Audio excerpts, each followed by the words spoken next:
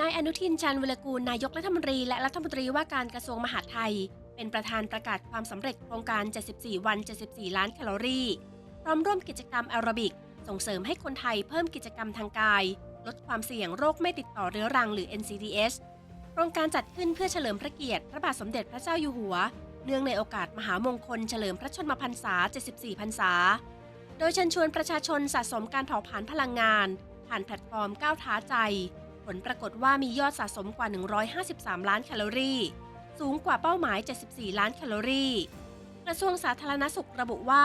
ปัจจุบันคนไทยอายุ 15 ปีขึ้นไปมีภาวะอ้วนเพิ่มขึ้นจึงเดินหน้าส่งเสริมแนวคิด Active Living พร้อมยกแอโรบิกเป็นกิจกรรมที่เข้าถึงง่ายช่วยเสริมสมรรถภาพหัวใจและหลอดเลือดลดความเสี่ยงโรคหัวใจเบาหวานความดันโลหิตสูงและสร้างสุขภาพที่ดี